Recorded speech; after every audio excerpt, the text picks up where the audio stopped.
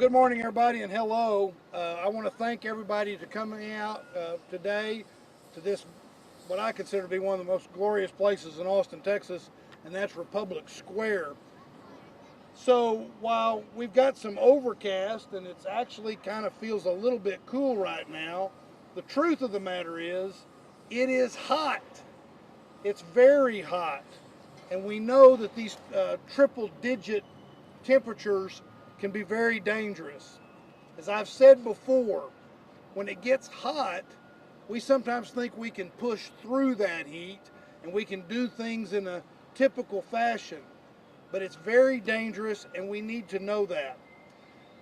There are 4 heat alert levels. It starts with excessive heat outlook, followed by heat advisory, and the 3rd and 4th levels are really the two that we most want everyone to be aware of. Excessive heat watch and excessive heat warning. And there's a difference.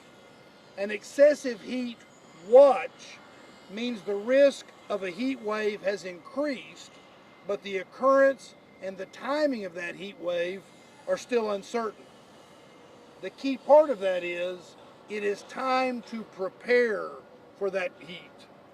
An excessive heat warning means you should take action immediately. As I've said, and you're going to hear it over and over again, the temperature and the heat have become dangerous, and everyone needs to take necessary precautions to protect yourself, your family, your neighbors, and your pets. And it's important to know the difference and stay informed. So next I'm going to pass this on to Interim Assistant City Manager Bruce Mills, and he's going to share with everyone what we are doing in response to the heat wave. Mayor. Good morning. Thank you, Mayor. I'm Bruce Mills, Interim Assistant City Manager. First thing I noticed is I didn't dress appropriate as the mayor did, short sleeve shirt on, as we all should be wearing light clothing and short sleeves, so I'll take this jacket off later. But as the mayor noted, we are experiencing extreme prolonged heat in Central Texas region, triggering the National Weather Service to issue, as the mayor said, excessive heat warning through at least tonight, and most likely will be extended through this weekend. An excessive heat warning is issued when the temperature of the air is 105 degrees, which we've experienced, with the heat index reaching 113 degrees.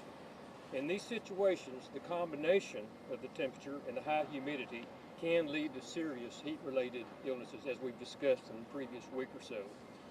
Our Homeland Security and Emergency Management Office works closely with the National Weather Service to stay up to date on weather conditions and is continually preparing to keep all Austinites cool and safe, which is why we're here to show you this today. First, I'd like to introduce our Director of Homeland Security and Emergency Management, Ken Snipes, and he's going to talk about the measures that we're taking to keep everyone cool and hydrated, and be followed by Travis County EMS Director, Chief Robert Lucritz. He'll also talk about heat-related illnesses and symptoms for that. So again, Ken Snipes. Thank you and good morning. Director Ken Snipes with Homeland Security and Emergency Management. Summer is here and it has brought extreme heat to Central Texas. The Austin area is currently, as you've heard, under excessive heat warning from the National Weather Service. High temperatures bring the risk of elevated heat illness to our Austin community. According to the Centers for Disease Control and Prevention, an average of 700 people die each year in the United States from heat illness, and most of those illnesses could be prevented. To date, about 13 people have died across the state of Texas due to heat illness this year. Community members who are elderly, medically compromised, who work or spend time outside, or who are experiencing homelessness are especially vulnerable. No heat-related deaths have been reported in Austin this year, and that's why we're here today, to share with you how we might go about protecting our community and helping people understand how they prevent themselves from becoming victims associated with heat illness. At Homeland Security and Emergency Management, we are taking action to help keep our community safe. Today at Republic Park, you see behind us, we have a set of misting tents designed to help keep people cool, to give them an ability to have a reprieve from the heat. This is a pilot that we are undertaking to study and understand how this might be an apparatus that we could use across the city in the future. Cooling centers. The City of Austin's recreation centers and libraries are available as cooling centers. These cooling centers serve also as a reprieve from the heat. During excessive heat warnings, the hours of these facilities are extended. You can find out more at austintexas.gov alerts, or also we advise you to check in at readycentraltexas.org for more information on how you can protect yourself and how to understand the impacts of heat illness and how to prevent it. And with that, I will turn it over to Chief Luckwitz with EMS. Thank you, Ken. Chief Robert Lukritz, Austin Travis County EMS. First and foremost, I want to make sure that I stress the seriousness of this situation that we're in. Although it does feel very nice out right now, it is going to get extremely hot as we move forward, and as we all know. And I cannot emphasize enough how important it is for us to pay attention to ourselves and take care of ourselves. Since April 1st, we've had 422 incidents identified as heat-related illnesses. A quarter of those were in July, and half of those were in June. During the month of June, we set an all-time record for heat-related illnesses, almost double what we experienced last year. It is important that you identify and recognize the signs and symptoms of heat exhaustion and heat stroke. Everyone should be sure to learn those signs and symptoms. First and foremost, if you're experiencing nausea, lethargy, tiredness, take yourself, relax, step out of the heat, find a cool place to rest until you're in a better place. If you stop sweating, or if you see someone who is confused and unable to control themselves, call 911 immediately and we will respond. Act quickly. And remember these 3 words. If someone has the signs and symptoms of heat stroke, move them, cool them, and call 911.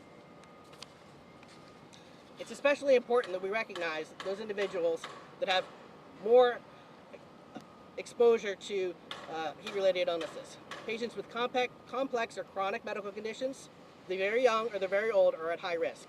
They cannot regulate their temperatures in the same way that you and I can. Please be sure to check on your neighbors, especially the elderly or those with young children.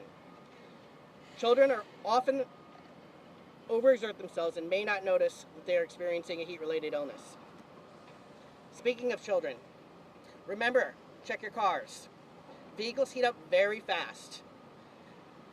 If you're out, be sure to put something in your back seat so that you identify the need to be able to go back and check for your child. Put your cell phone, put your purse, put something back there. We have not had any deaths in Austin with children in the back seat this year, but we want to keep it that way. So please be sure to check your back seat. Austin Travis County EMS is always ready. We have the tools to be able to treat you. So please, if you see someone who is experiencing heat-related illness, call us. Heat-related illnesses are on the top of our minds right now. All of our individuals are trained to be able to identify and treat those types of illnesses. If we do respond, if you call us, please mention if someone has had a significant heat exposure. And remember that our medics are out there working in the same conditions. The crews are doing an incredible job being able to mitigate the increase in call volume that we've seen. We're working to take care of them, and to make sure that everyone is taking care of one another. Like our crew members that are out there, many other individuals are working outdoors. If you're an outdoor worker, please make sure that you're taking plenty of breaks and make sure that you're staying hydrated. If you need a break, take a break. And finally, just remember to take adequate precautions. If you're thinking about going outside today, if you're thinking about doing work outside, please reconsider.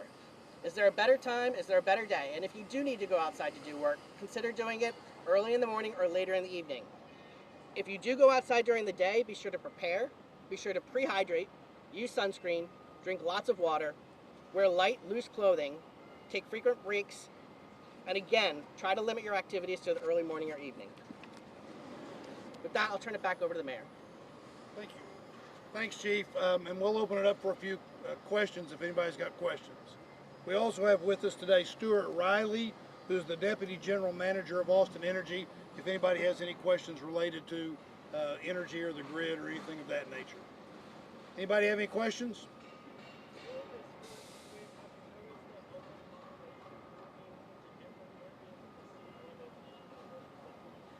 Well, I'm going to let you, will you address how he's asked, do we see those living homeless moving into different places in the city because of heat? and I'm going to ask him to address that, but I'm also going to ask him to address some of the things we're doing so that we know where folks are and we can address their needs. Thank you. Great question. So I can't speak specifically to whether or not we're seeing people moving around, but I will tell you that we're taking initiatives to connect with them where they are. 2 weeks ago, for example, we took a team of folks out to 8 homeless encampment sites, and we provided them with bottled water, which was much appreciated by those folks. Also, you'll see that we're piloting the effort here behind us where we have the cooling and misting tents and also cold water again. So that will be made available to anybody in need, and so our homeless population can certainly take advantage of that.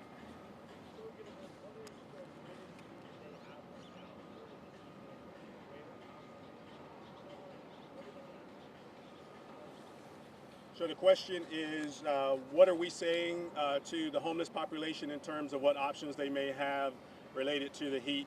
And so what I would say is our homeless outreach providers, as they go out and do their daily work, they're connecting with people in the homeless population, and they're sharing with them the opportunities to get water. They're actually taking water out as well when they go out.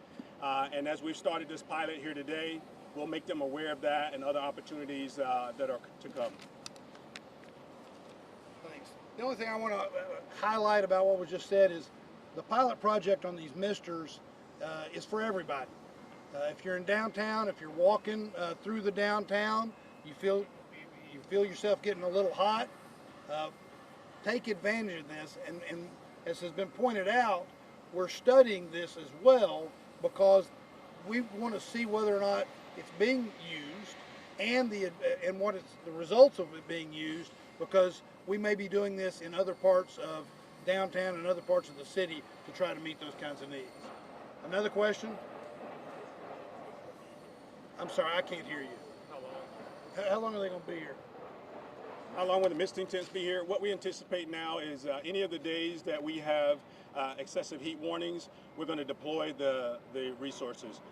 This is a pilot, so this is the first location, and right now we don't know how far or how wide we will spread the project, but for now the plan is to deploy them when we have excessive heat warnings.